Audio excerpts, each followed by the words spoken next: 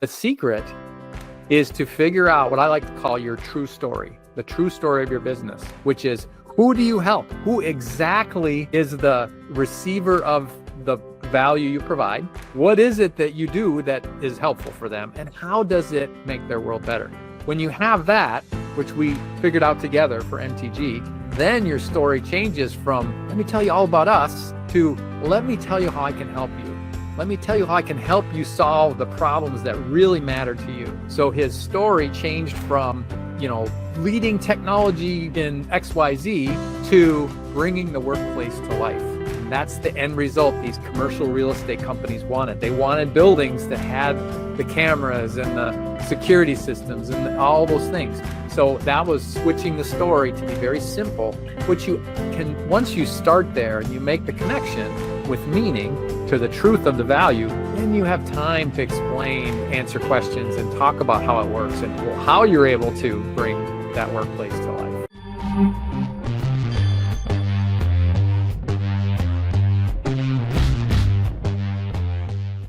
Hello and welcome to another episode of the Leaders in Tech podcast.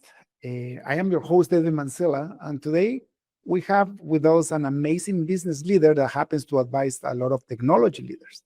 So this is going to be more like a business related podcast on how to conduct a tech business, if you will.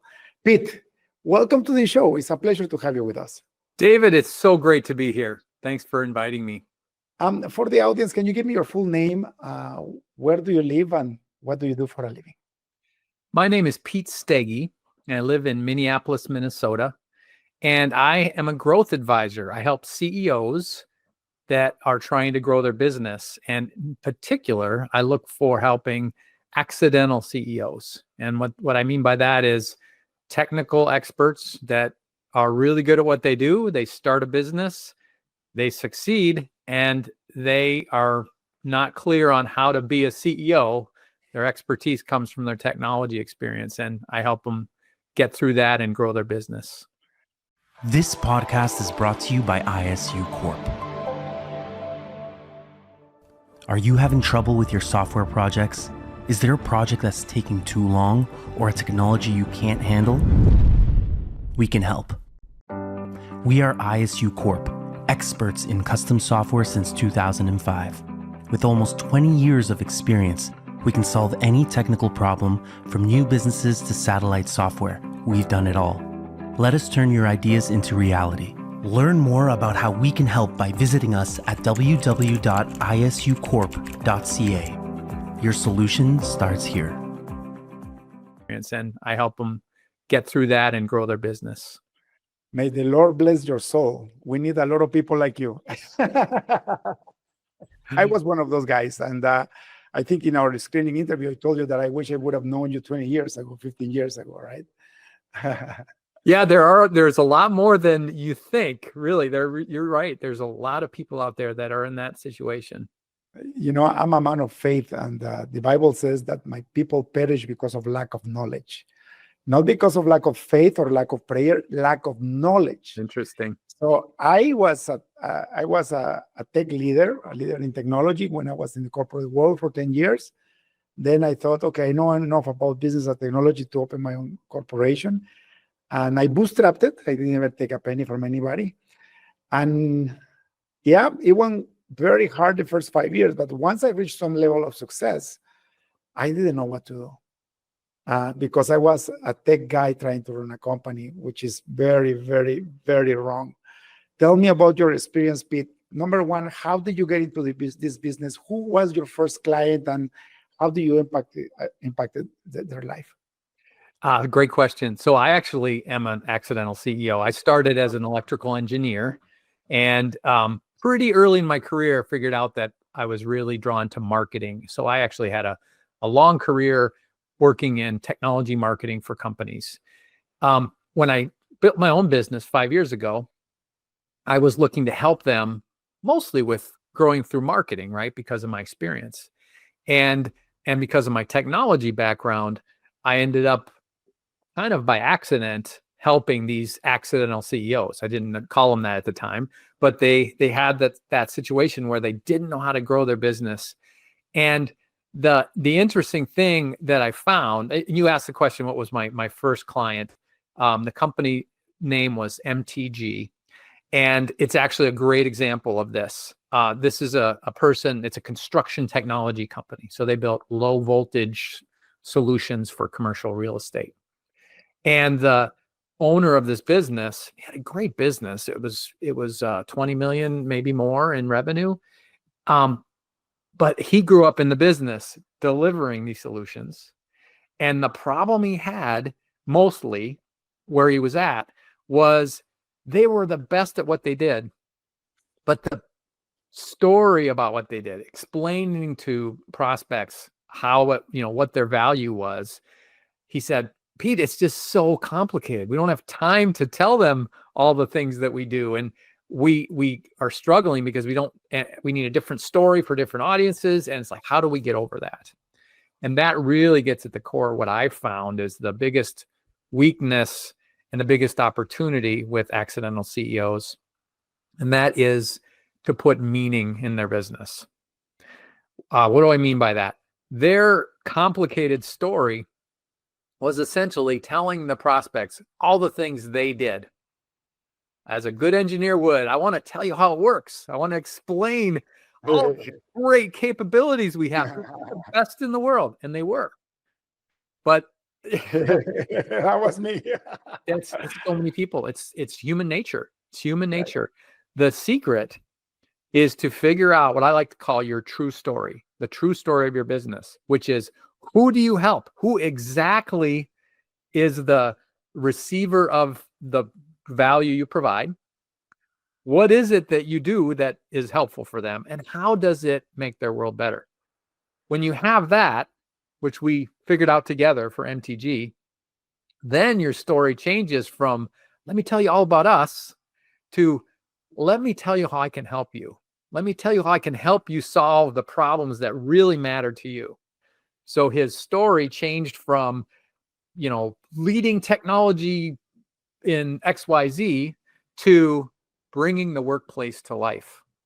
That's the end result these commercial real estate companies wanted. They wanted buildings that had the cameras and the security systems and all those things. So that was switching the story to be very simple, which you can, once you start there and you make the connection with meaning to the truth of the value, then you have time to explain, answer questions, and talk about how it works and how you're able to bring that workplace to life. That's amazing. Now, you said 5 years ago. What prompted you to start your own business? And what did you do before? You were in marketing for tech I companies? was in marketing for decades, and I worked in kind of every kind of marketing. So I have a really good grounding in how marketing works. I have a really good sense for what you need to do to make that part of your business more effective. After those decades, I just woke up one day and had a realization that I wasn't spending very much time at all on the things that I was really good at, my value, right? So it was a little bit living my strategy, my philosophy. I was spending time in meetings and on reports and spreadsheets and things that didn't really grab my superpowers, what I'm really good at. And I made a decision. I'm going to find people that would value what I'm really good at, which is this uncovering their true story, giving them a strategy for growth. And so that inspired me. Took effort, of course, like you with your first company. But it's been a great journey for the last 5 years. And I'm just really enjoying finding these accidental CEOs and helping them figure out how to grow their business. Usually the pattern, Pete, is that you're very good at what you do. You realize that there is a market opportunity. You quit your job and then you start your first client. And then that client, if you're good enough, will bring you a referral.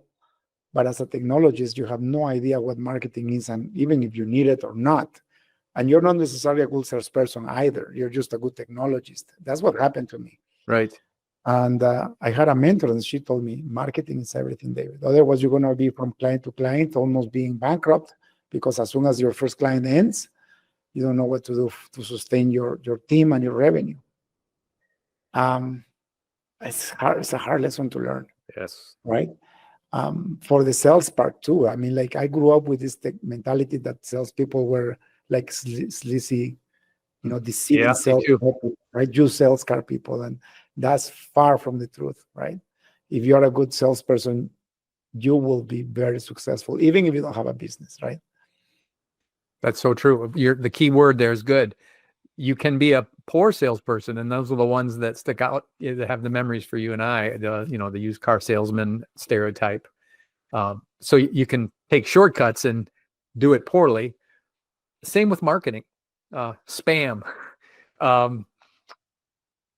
just flooding the market, spraying out your message, those things that aren't thoughtfully targeted at that small group of people that you help the most. It makes marketing wasteful. It makes it boring. It can even turn people away based on how you do it.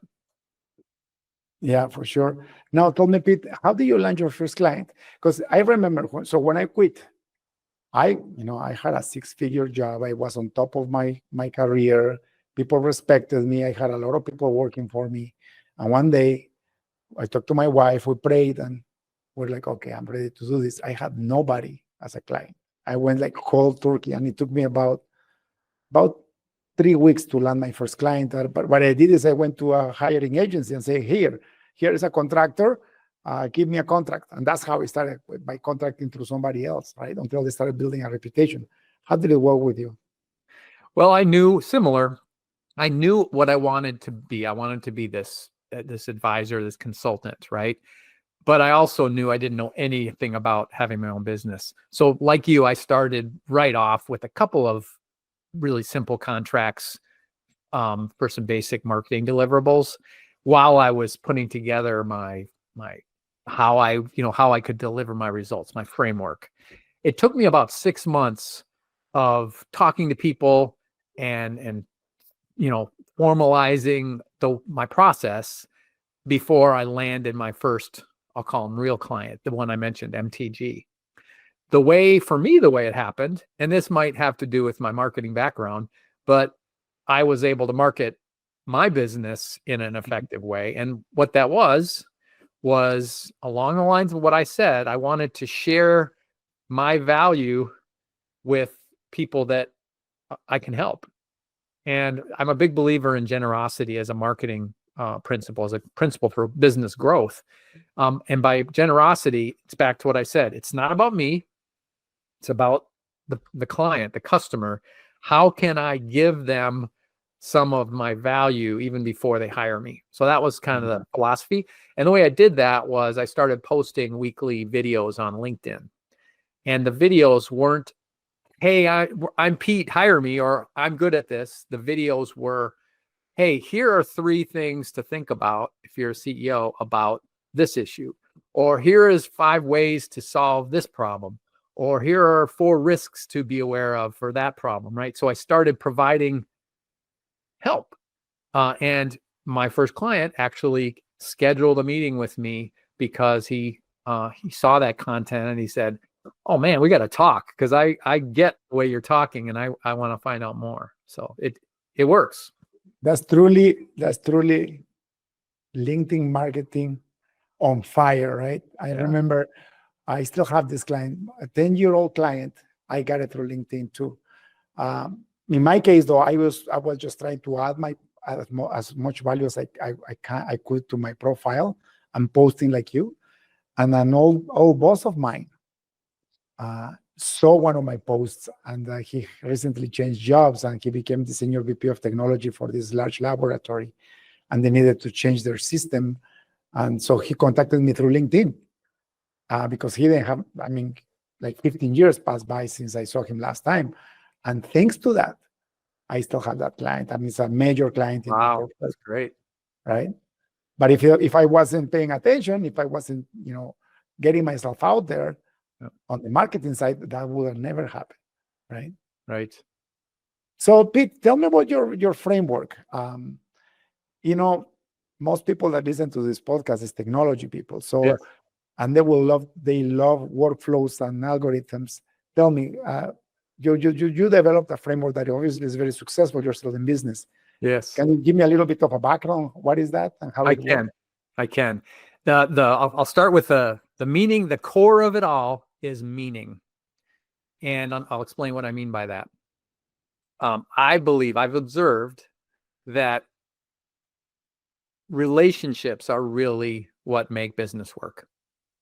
B2B business. Without relationships, there's no transaction. There's no exchange of value.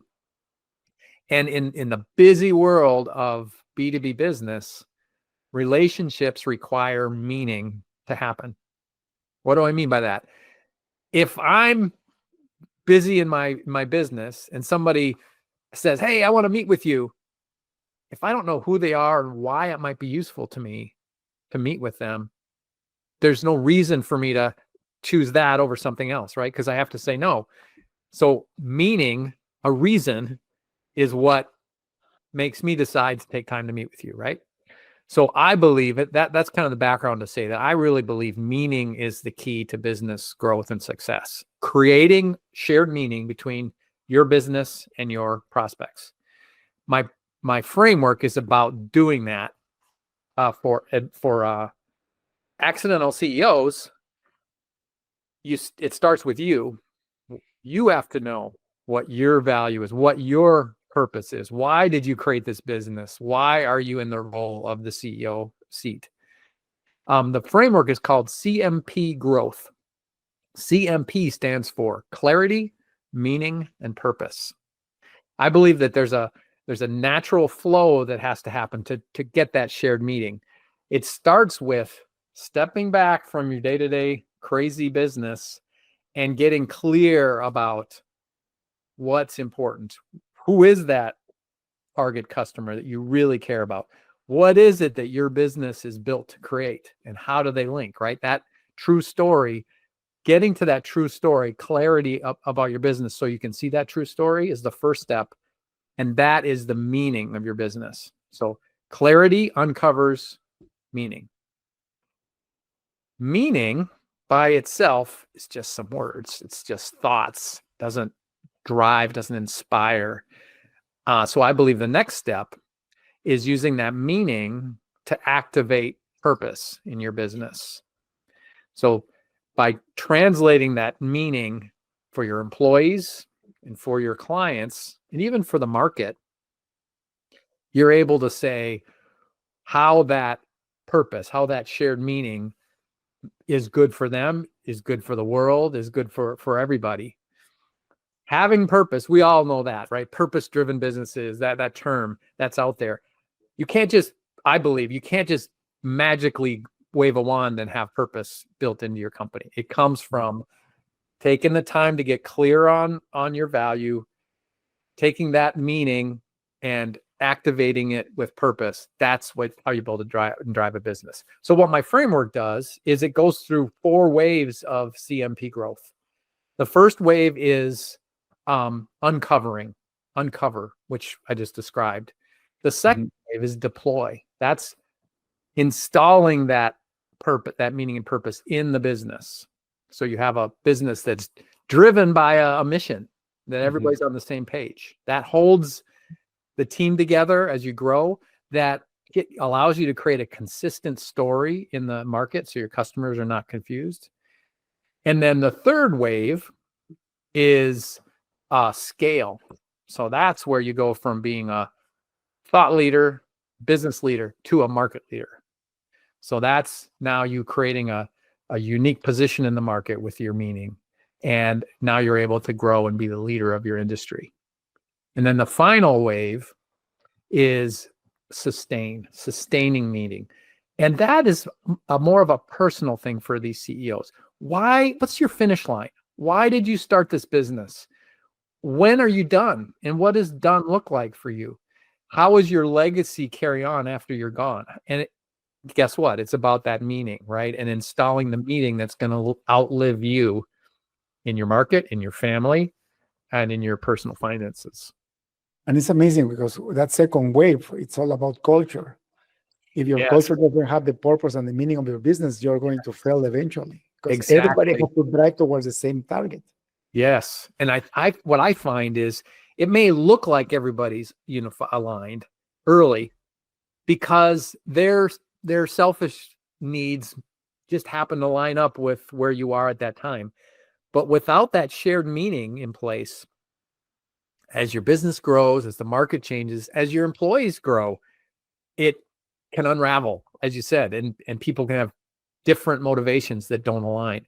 That's why it's so important to take the time to get that common understanding of why we're doing this, so that as things change, people can always go back to that foundation and get in line, make decisions, deal with conflict. You can inspire your team that way as well, right? Yeah, that's beautiful. Now let's talk about that book. Is that your book, On Purpose? Yes, it is. Yeah, thank you for noticing. You basically understand what that book is about based on the marketing side. I wrote that book 3 years ago. It's called On Purpose: The CEO's Guide to Marketing with Meaning. So that's the story of how marketing can be empowered by that meaning. I'm actually writing a new book right now, David, since speaking of books. Tentatively, it's going to be called The Accidental CEO. And that is to tell the story of the CMP growth waves and how to implement them and be a success as a accidental CEO. I think that would be beautiful. Do you know, and it could actually be the start of a revolution, Pete. Do you know about EOS? Yes, I do. I've had several clients that are EOS companies.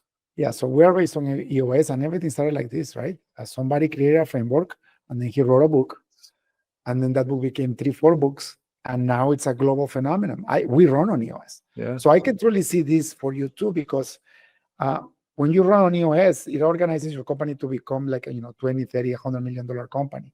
It makes you behave like the company you want to become, with formality, with quarterly meetings, with stones, which mean targeted goals. But it doesn't drive anything inside the framework, right? So you still need somebody to come in and tell you, what's my meaning, what's my marketing, what's my culture, why am I here? And I haven't seen a framework like this before, to be honest with you. I mean, I implemented all that you said, but it took me years of figuring it out, right? Why people leave, right? Why my employees are not happy? Why my clients sometimes default on me, right? Or why does my clients buy? Why do they stay?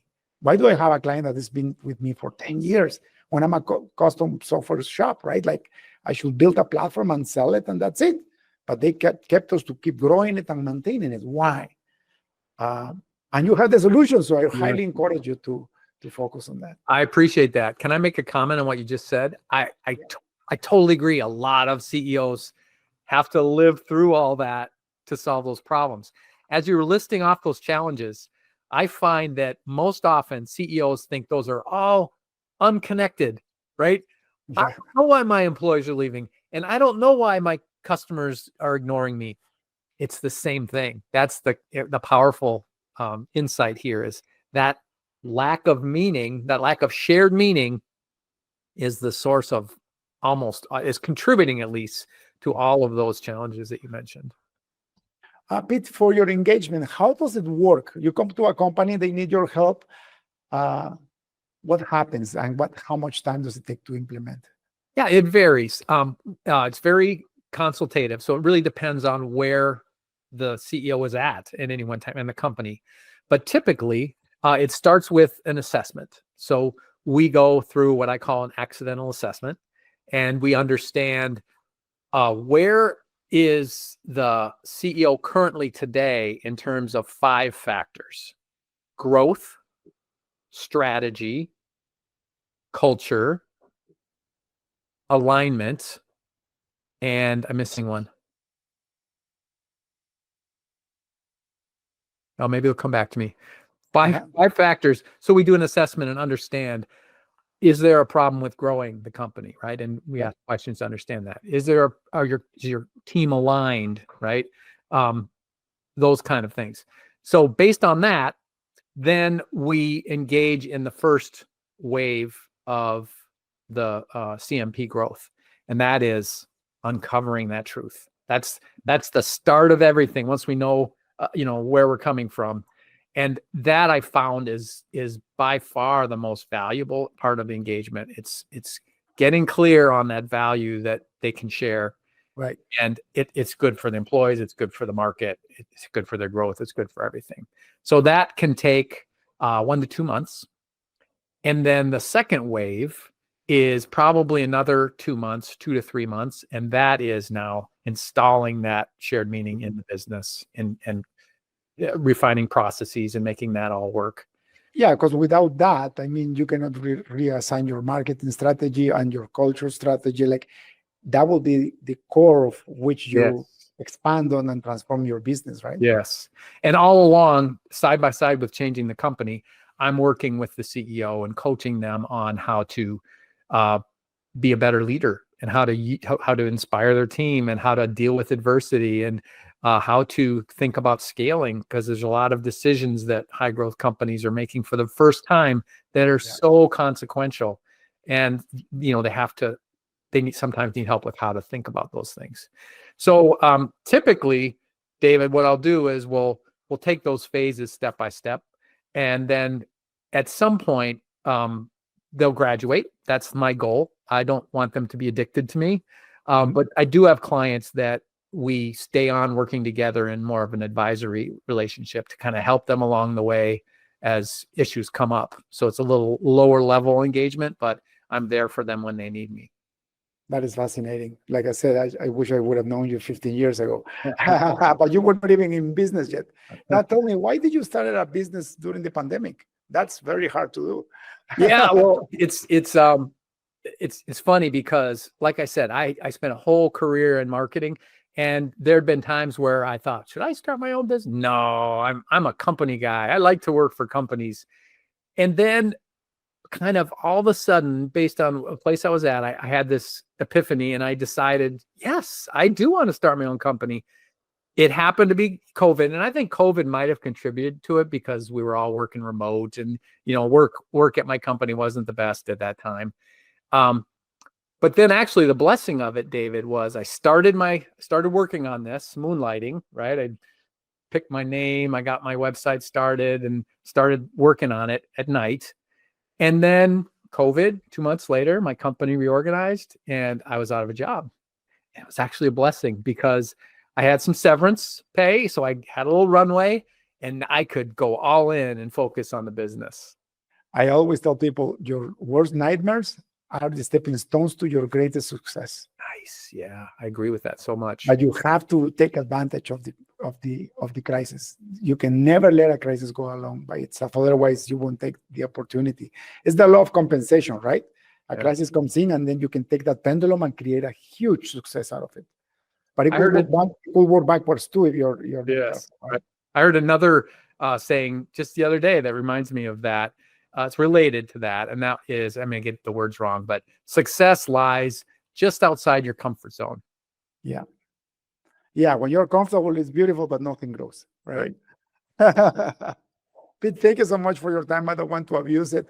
If people like to hire your services, where can they go?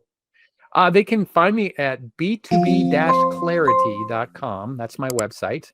They also can look me up on LinkedIn. I have all the information and contact information there.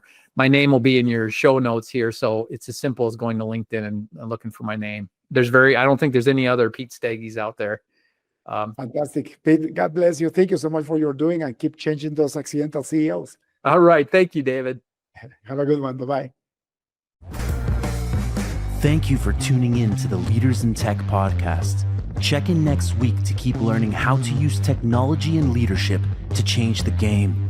See you next time.